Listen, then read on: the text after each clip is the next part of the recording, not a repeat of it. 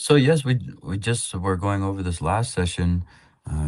This text is about awareness, and every single part of this text, during every single theme, Longchenpa prefaces by saying ineffability, awareness, so and so. Yeah.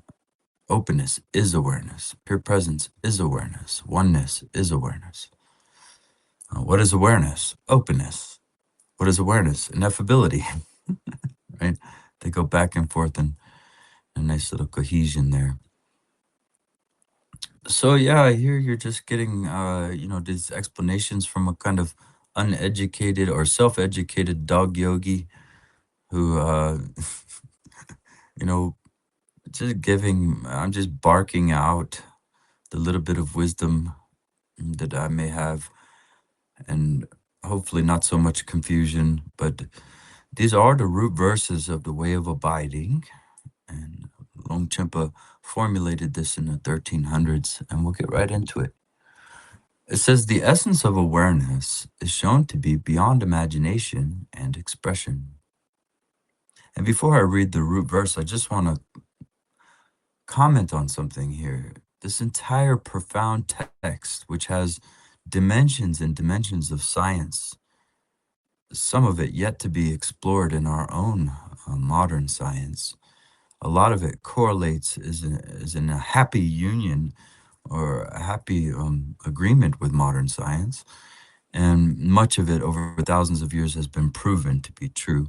And then all of this can be validated empirically through a kind of introspective, well, when you have introspective uh,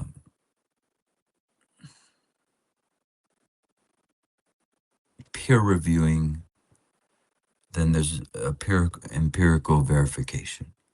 So, for example, we can peer review and verify, uh, pointing out familiarization and pure effortlessness. Those can all be verified very easily.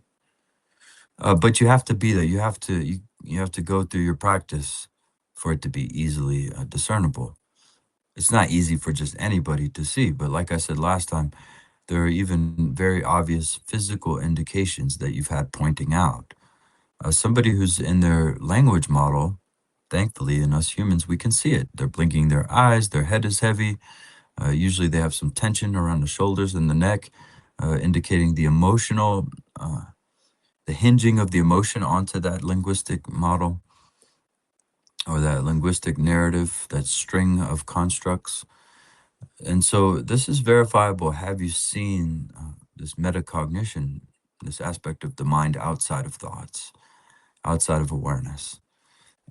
And integration, of course, I don't need to explain how it's all verifiable because then I'd be giving up my secrets. Yeah, right. I'm happy to explain it. Just ask. I don't keep anything at all for myself here. Okay? But you have to be on the level. You have to have some realization to be able to see, oh, yes, this person is in their thoughts, or this person is in awareness and spaciousness. To see that, you yourself have to have realization.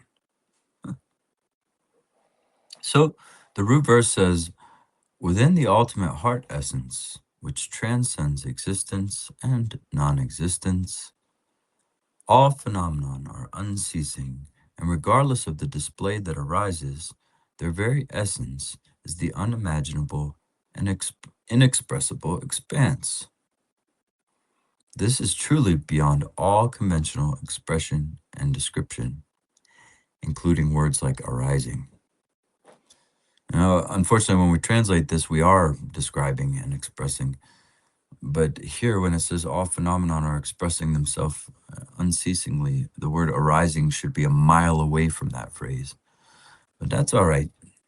So the auto commentary says, regardless of what arises, damn it,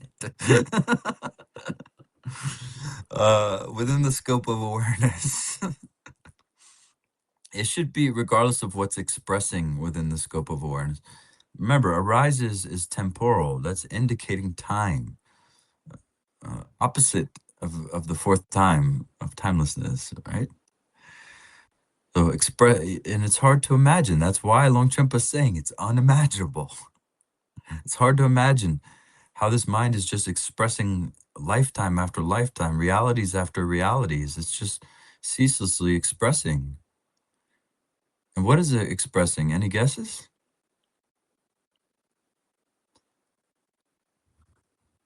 It's expressing the cognition. If I think horse, horse is going to appear. Now this is happening on remember these hypnagogic and hypnopompic states where lucidity on a very lucid level, you're thinking horse with a very lucid, deep mind. And then you'll see a horse. But more so you're saying earth, you're saying space, you're saying air and fire and water. And so the lucid mind is highly creative. We can verify that as well empirically through dream yoga. We can see how it can create really convincing impressions or expressions of solidity, of time. We create time in the dream too. Did that time ever exist? No. If you walked from point A to point B in a dream, did that time exist ever? So this is the same idea here, that mind is just continuously expressing itself. At first, there's conditioning. We subdivide ourself from other. And then the subdivision continues, male, female, and then, football fan, basketball fan, vegan meat eater. We have more and more and more and more and more dividing that happens. And so I think this expressive power of the mind, if we leave it mysterious, it's good, because it's easy to think of it as like, oh, all this stuff is arising from my mind. And that's temporal. That's, you can say that conventionally, no problem. We can talk about it conventionally. But when we keep on talking about it like this, we kind of ignore the fact of atemporality, timelessness. So Longchen is saying, regardless of what arises within the scope of awareness, whether samsara or nirvana, in essence, it is the supreme manifestation of the grounded being as apparent phenomenon, which has never existed as anything within naturally occurring timeless awareness, the natural place of rest as original purity, spontaneously present basic space. You see, so Longchen is saying the only thing that's real there is your mind itself. The time, the things that you're creating within the mind are all sort of illusory in the sense that they never existed, just like the example I just gave, walking from point A to point B.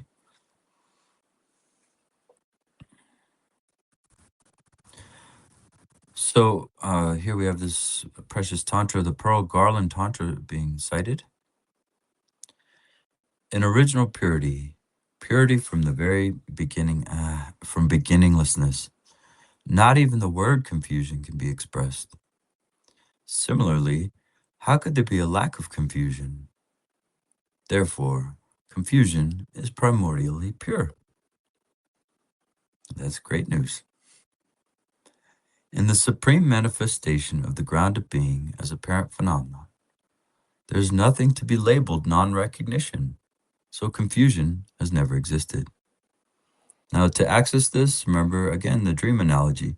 You go into a dream, you have a dream of, maybe you're chasing 5 dogs, you're trying to find them, and you're confused. Where is the dog? Does that confusion actually exist? No. Since what is termed ordinary consciousness or conditioned consciousness is not something to be labeled in any way, even the term confusing distortions does not exist. And remember, this isn't a nihilism they're talking about here. Just like in the dream, that's why I keep mentioning the dream. Just like it appeared, but it doesn't exist. It's in that way. And that way we avoid the nihilism. Since there are no words, syllables, or phrases, the confusion of labeling does not exist. Since consciousness of phenomenon cannot be labeled, even the expression confusion due to mental labeling does not exist. Since nothing has ever existed as ordinary mind or consciousness, inevitably, there is no confusion that stirs the mind. Since there are neither coarse nor subtle distortions, inevitably, there is no perpetuating force of confusion.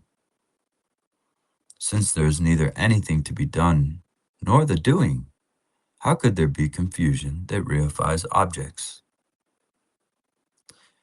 Since there are neither sense objects nor sense faculties, there is no confusion due to dualistic perception. So this is not just negating some substantial existence. It's not just saying, hey, this doesn't exist substantially, but it's appearing. It's a reference to pure presence. Right here in this pure presence, no problems exist. There is no confusion. Your stories, your biography, it doesn't exist. What you think is going on with yourself doesn't exist. What you think is going on with the world doesn't exist. And the world and yourself don't exist. In the sense of the dream analogy, not in the sense of nihilism. Okay? Any questions about that? When we allow that, there's only the great perfection. 1 second, Chimong, let me read the comment there. Seth is asking, is it correct to say that the confusion, lifetimes, interactions, events, etc., are simply a karmic show? Yeah, they call it karmic vision, actually, yeah, as opposed to pure vision.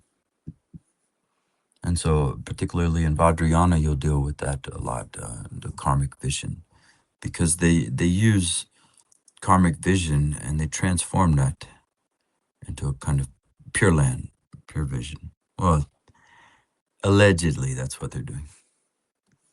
So, go ahead there, Chimong.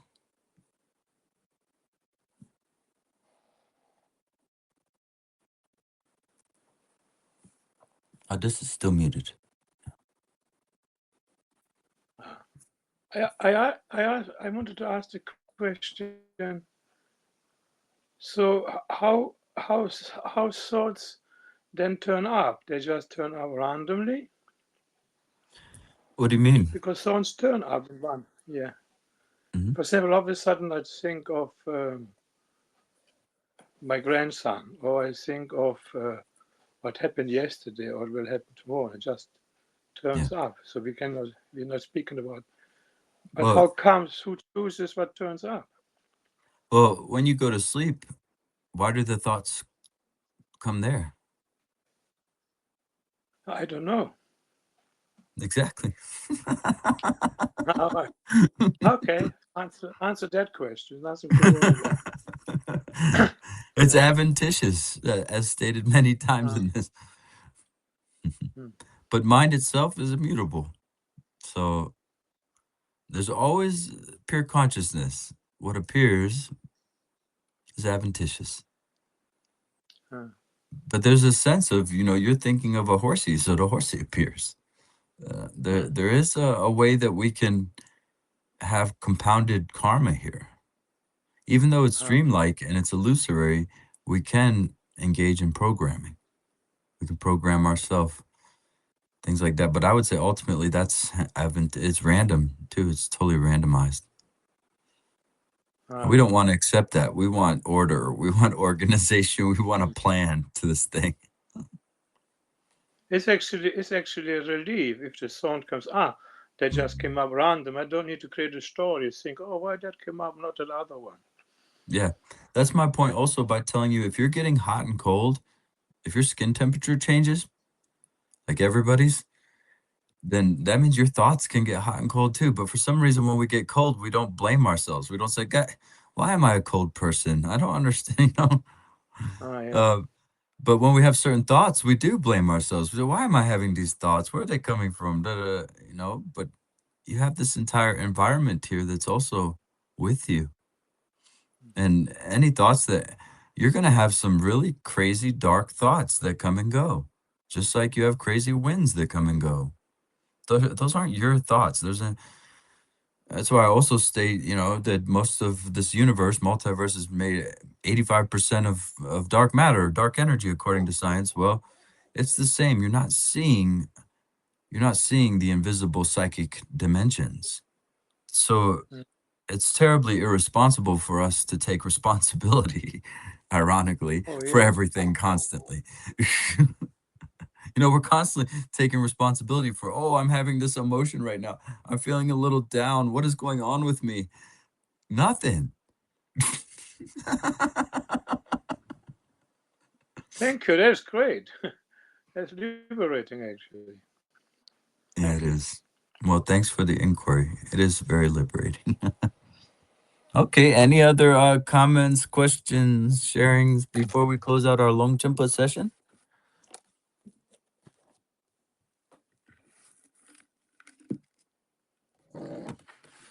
Okay, we'll do a short silent dedication, and then for those who can't stay for the sadhana, and then we'll go into the sadhana. Okay, so we'll just be here in presence with all these sentient beings, including the world leaders, all the way down to, the smallest tiny bacteria is here within our awareness. We'll just do a dedication of anything we can in this presence to all sentient beings.